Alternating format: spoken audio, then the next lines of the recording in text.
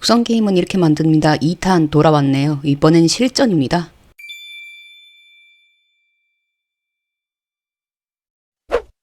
우선 이번에 제가 개발할 육성 시뮬레이션 게임 아시엔푸테를 예시로 들어서 이야기해보겠습니다. 참고로 지금 뒷배경 아시엔푸텔의 엔딩 CG 중 일부를 그리고 있네요. 엔딩 CG 비교하는 장면도 들어가니 끝까지 시청해주시면 좋겠네요. 강의를 듣고 따라해보셔서 그 스크립트를 성공해보신 거죠? 머릿속으로는 기획이야 설정이야 모든 것을 할 수 있지만 그래서 제 눈에도 보이는 건가요? 제가 직접 플레이할 수 있는 건가요? 게임은 형태가 없는 그 모호한 생각과 아이디어를 현실로 창조하는 겁니다. 당장은 우리가 게임에 대해 완성작을 보여줄 수 없잖아요. 그래서 우리는 제작에 착수하기 전에 문서화를 합니다. 에? 문서화요? 문서화된 게임 내용은 게임의 운영 방식과 설정 등 하나하나 기획과 아이디어를 문자로 응축하여 시각화시킨 거예요.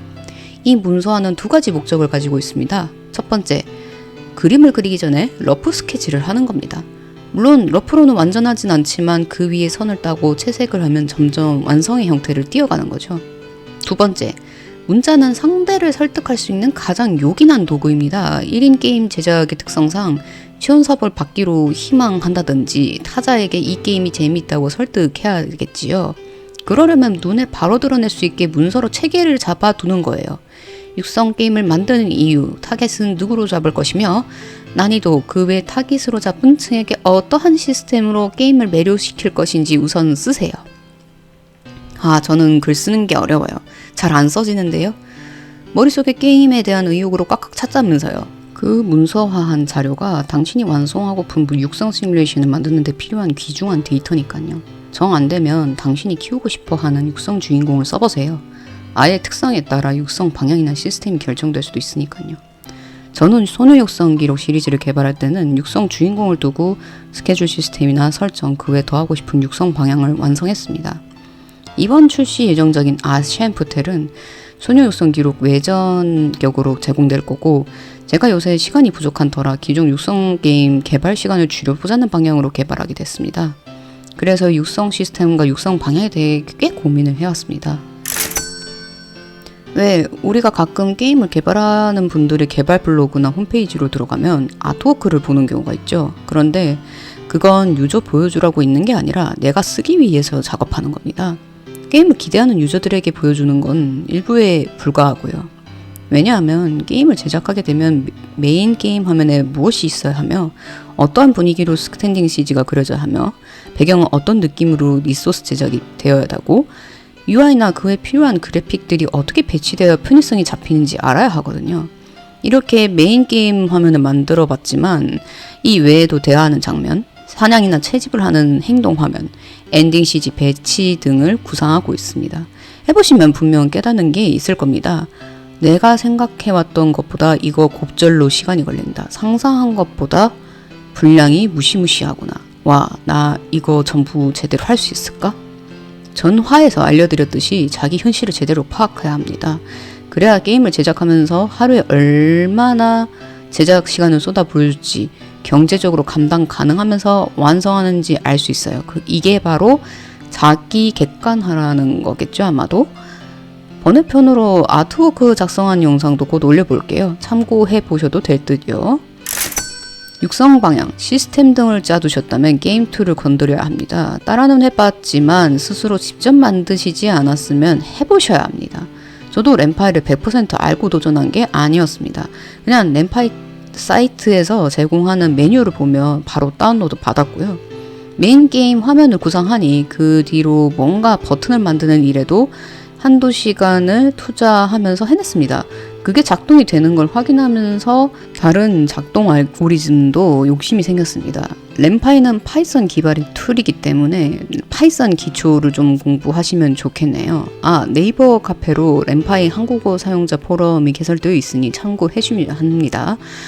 쟁쟁한 능력자분들이 많기도 합니다만 자료도 많습니다. 파이썬 언어에 대해서 검색하면 블로그 등 정보들도 많이 보이니까 추천합니다. 따라한다고 해서 완전히 습득하진 않습니다.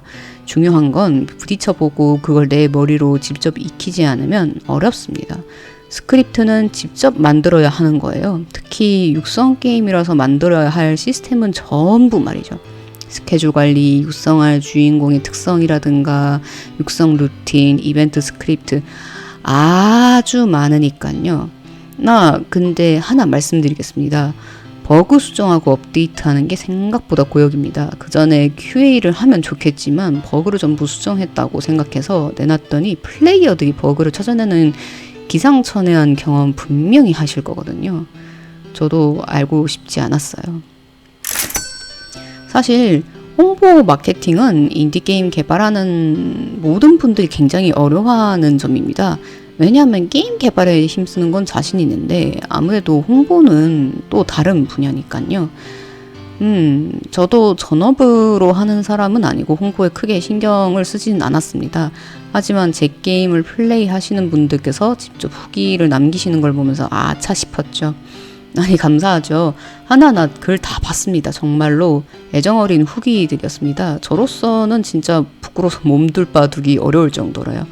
다만 좀 더 출시와 게임 개발에만 힘써서 홍보 마케팅을 제대로 신경 쓰지 않았음이 심장 깊이 느껴졌다는 겁니다.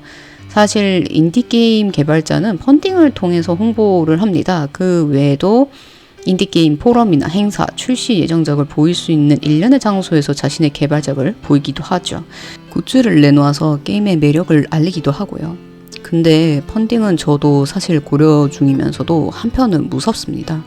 대부분은 아니라고 말은 하겠지만 일부 팀들이 펀딩에 성공했음에도 제대로 플레이어들에게 게임을 온전히 제공하지 않는 비윤리적이고 몰상식한 사례들이 종종 보이더군요. 사실 패키지 게임은 오래전 CD 판매가 시작했던 때부터 전통적으로 출시를 지키지 않는 경우가 흔합니다. 아무래도 개별적인 CD로 배포하는 거니 독립된 PC들의 작동이 잘 되는지 수많은 테스트가 이루어져야 하겠죠. 그러나 시대가 바뀌어 스팀, 스토브, 앱스토어 등 인증만 되면 게임 파일을 지속적으로 업데이트 가능하도록 시스템이 되어 있는 현대의 시점에서 타인의 후원을 받아 게임을 개발하면 사실 굿즈 전달일이나 출시 관련한 꾸준한 게시 업데이트가 필요합니다. 그게 플레이어에게 신뢰를 줄 수 있는 발판이거든요. 하다못해 제때 출시하지 못해도 말이죠. 사족을 더 붙이자면 저만 해도 출시를 제때 하긴 했는데 문제는 워낙 버그가 많아서 출시했다고 끝이 아니더라고요. 긴급 패치, 보충 시나리오 작성 등 때문에 출시 후 한두 달은 더 고생해야 한달까. 사실 인디게임 개발자들이 다 겪는 해프닝이지만 저는 더 그런 걸 겪는 것 같기도요. 특히 육성 시뮬레이션은 제법 작업량이 많은 게임 장르이기 때문에 시스템 이슈로 미뤄지는 경우가 적진 않을 겁니다. 사실 예전에 육성 게임 관련한 펀딩을 했어도 제대로 받아보지 못한 건이 있어서 동종의 장르를 개발하는 저로서는 이미 이렇게나 신뢰가 뒤집어졌는데 인디게임 펀딩을 받기는 어렵지 않나 하는 불안감이 있습니다. 아시엔프텔은 영번역을 해볼 터라 펀딩을 고려해보고 있습니다. 홍보 차원이기도 하고 글로벌로도 진출할 필요가 느껴져서 여러모로 고민 중이면서 딜레마가 있는 부분이기도 하네요. 하게 된다면 완성을 일단 하고 나서 출시 한두 달 전에 펀딩을 할 생각입니다. 1, 2탄으로 통틀어 한번 육성 게임을 만드는 방법에 대해 털어봤습니다. 그 외에도 자잘하게 말할 것들이 있어서 이후로 번외편도 몇 개 올릴 것 같긴 하네요.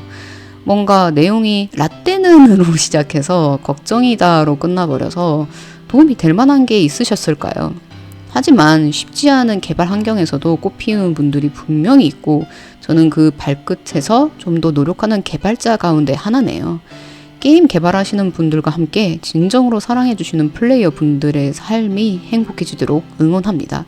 시청해주셔서 감사합니다. 이상 꽃갈비의 작업실이었습니다.